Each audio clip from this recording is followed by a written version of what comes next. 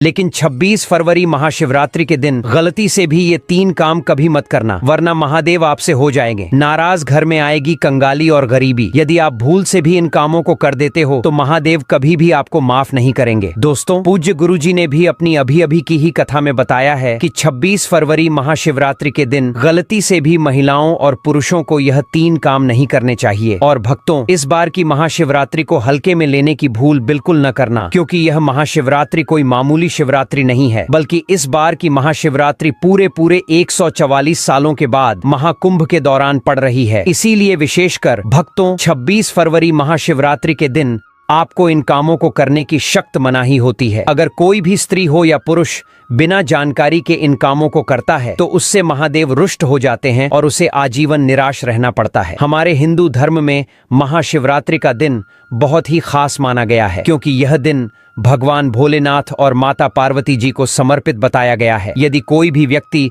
इस महाशिवरात्रि के दिन यह 3 काम करता है तो उससे महादेव नाराज हो जाते हैं, जिससे उस व्यक्ति को कंगाली और गरीबी का सामना करना पड़ सकता है। खासकर सुहागन महिलाएं इस बात का विशेष ध्यान रखें, वरना घर में आएगी भयंकर गरीबी। अगर सुहागिन महिलाएं महाशिवरात्रि का व्रत रखती हैं तो दोस्तों, आप लोग इस वीडियो को हल्के में ना लेना, क्योंकि इस बार कई वर्षों बाद ऐसा दुर्लभ संयोग बना है कि महाशिवरात्रि महाकुंभ के दिनों में पड़ रही है। साथ ही जानेंगे कि इस दिन आप कौन से उपाय करें जिससे आपको अपने जीवन में 100% धन की प्राप्ति हो। साथ ही इन 3 गलती के कारण आपको 7 जन्मों तक निर्धन रहना पड़ सकता है। साथ ही भक्तों, हम आपको इस वीडियो में बताएंगे कि वह कौन सी 3 चीज हैं जो शिवलिंग पर नहीं चढ़ाना चाहिए, और इस दिन कौन सी चीजों का दान करना चाहिए, और कौन सी वह 3 महिलाएं हैं जिसे महाशिवरात्रि का व्रत भूल कर भी नहीं रखना चाहिए, और उन महिलाओं को महाशिवरात्रि के दिन महादेव की पूजा भी नहीं करनी चाहिए। तो भक्तों, आज का यह वीडियो बहुत ही ज्ञानवर्धक वीडियो साबित होने वाला है, तो आप अपने फायदे के लिए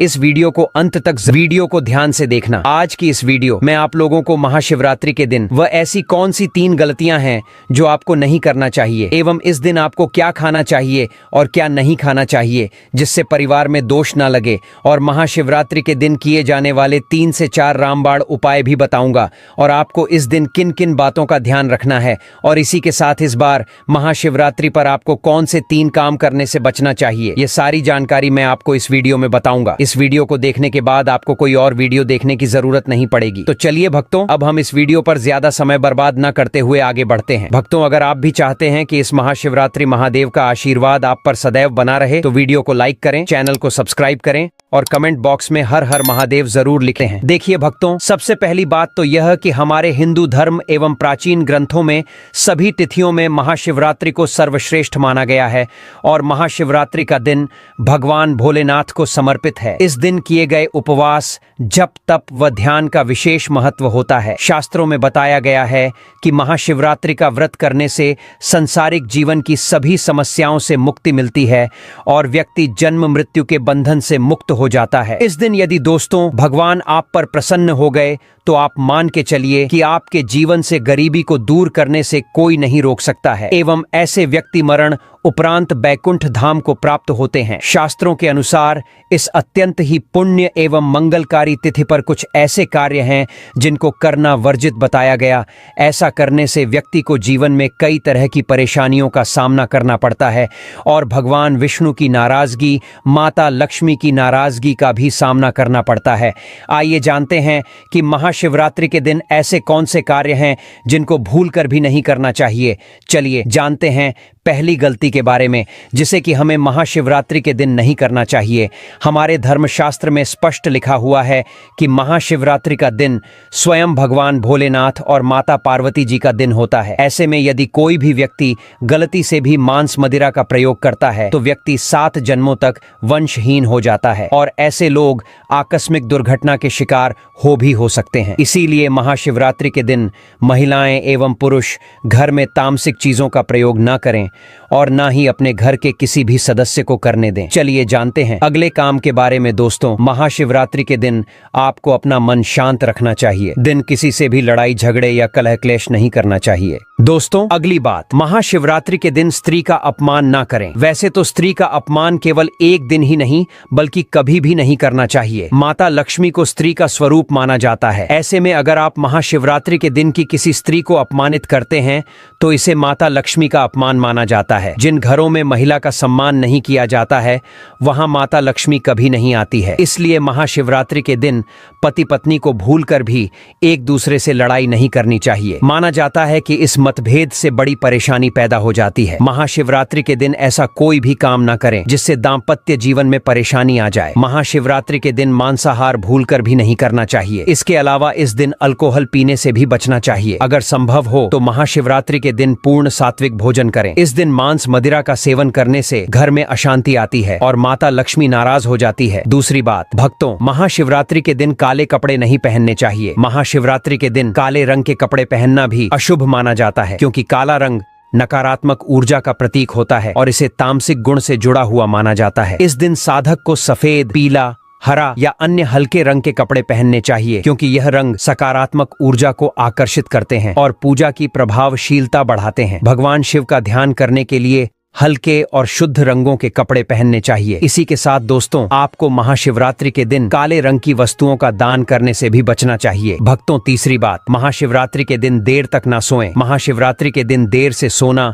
और देर से उठना शुभ नहीं माना जाता। यह दिन विशेष रूप से जागरण और तपस्या का दिन है। इस दिन भक्तों को रात्रि को जागकर भगवान शिव की पूजा करनी चाहिए और अपने मन और शरीर को शुद्ध करना चाहिए। देर से सोने से शरीर में आलस्य आ सकता है और पूजा की सही विधि से ध्यान नहीं लग पाता। इसलिए इस दिन प्रातः जल्दी उठकर स्नान करके पूजा की शुरुआत करनी चाहिए। चौथी बात, भक्तों, महाशिवरात्रि के दिन बाल और नाखून काटने से बचें। महाशिवरात्रि के दिन बाल और नाखून काटना भी अशुभ माना जाता है। यह दिन पवित्रता और तपस्या का होता है और शरीर को अपवित्र करना इस दिन के उद्देश्य के विपरीत है। धर्मशास्त्र के अनुसार इस दिन शरीर के किसी भी अंग की सफाई या कटाई से बचना चाहिए। यह दिन ध्यान, साधना और भगवान शिव के प्रति निष्ठा का होता है, इसलिए इस दिन इन कार्यों से दूर रहना चाहिए। तो चलिए दोस्तों, अब हम जान लेते हैं कि महाशिवरात्रि के दिन शिवलिंग पर कौन कौन सी चीजों को नहीं चढ़ाना चाहिए। अगर आप भूलवश इन चीजों को शिवलिंग पर चढ़ा देते हो तो महादेव के क्रोध का आपको सामना करना पड़ सकता है। तो आपको इन बातों का विशेष ध्यान रखना होगा, तभी आपको शुभ फल की प्राप्ति होगी। लेकिन भक्तों, उससे पहले आप लोगों से हाथ जोड़कर रिक्वेस्ट है कि हम आप लोगों के लिए जो भी वीडियो बनाते हैं उसमें हमें बहुत मेहनत लगती है। कई धार्मिक ग्रंथों से,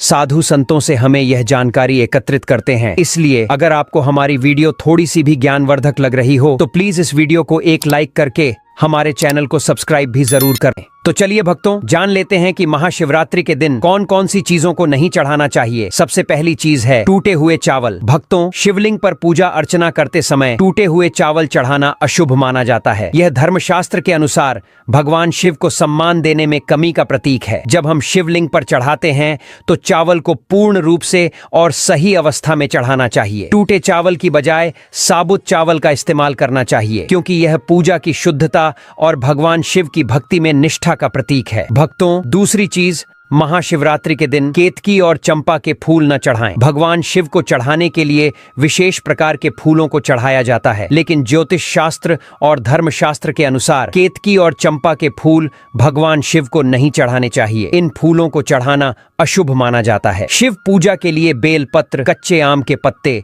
गेंदा और गुलाब के फूल आदर्श माने जाते हैं। यह फूल भगवान शिव के प्रति भक्तों की श्रद्धा और समर्पण का प्रतीक होते हैं। तीसरी चीज है, महाशिवरात्रि के दिन रोली का प्रयोग न करें। महाशिवरात्रि के दिन पूजा में रोली का उपयोग नहीं करना चाहिए। रोली का प्रयोग आमतौर पर अन्य देवताओं की पूजा में किया जाता है, लेकिन भगवान शिव के पूजन में इसे वर्जित किया गया है। शिव पूजा में सिंदूर, हल्दी और चंदन का उपयोग करना चाहिए। इन पदार्थों का उपयोग शिवलिंग की पूजा को शुद्ध और प्रभावी बनाता है। भक्तों, चौथी चीज, महाशिवरात्रि के दिन शिवलिंग पर नारियल पानी से अभिषेक न करें। भगवान शिव का अभिषेक नारियल पानी से नहीं करना चाहिए। नारियल पानी का इस्तेमाल अन्य पूजा विधियों में किया जा सकता है, लेकिन शिवलिंग के अभिषेक में गंगा जल, दूध, दही या शहद का उपयोग करना चाहिए। ये पदार्थ भगवान शिव को शुद्ध रूप से अर्पित किए जाते हैं और उनके आशीर्वाद को प्राप्त प्राप्त करने का सर्वोत्तम तरीका माने जाते हैं। भक्तों, पांचवी चीज है, महाशिवरात्रि के दिन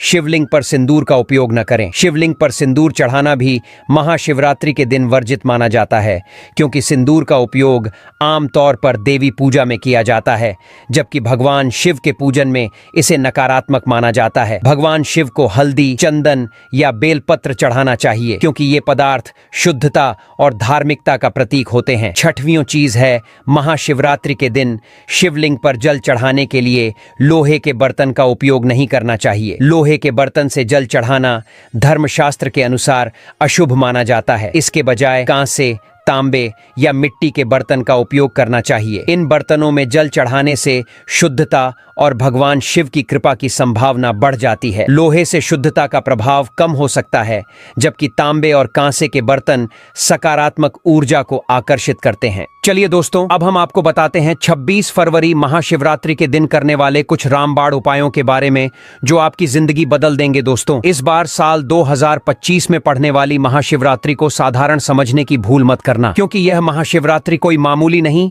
बल्कि कुल 144 सालों बाद यह कुंभ के दौरान महाशिवरात्रि तिथि आई है। क्योंकि इस समय प्रयागराज में महाकुंभ लगा हुआ है, और जब भी महाशिवरात्रि कुंभ के दौरान पड़ती है तो उसका महत्व कई गुना अधिक बढ़ जाता है। शास्त्रों में बताई मान्यता अनुसार इस दिन की गई पूजा आराधना से व्यक्ति के जन्म जन्मांतर के पाप धुल जाते हैं और सुख, समृद्धि एवं शांति का हमें अद्भुत आशीर्वाद प्राप्त होता है। इसलिए यदि इस दिन आप हमारे द्वारा बताए गए तरीके से सही समय और शुभ मुहूर्त देखकर इस चमत्कारी पौधे की जड़ से जुड़ा यह खास उपाय कर लेते हैं, तो यकीन मानिए दोस्तों, आपके जीवन में धारण करने के कुछ दिनों बाद ही आपके जीवन में धन की वर्षा होने लगेगी, और फिर आपके जीवन में आपको उन्नति करने से कोई नहीं रोक पाएगा, और आपकी हर मनोकामना होगी पूरी खुशियां से भर जाएगा।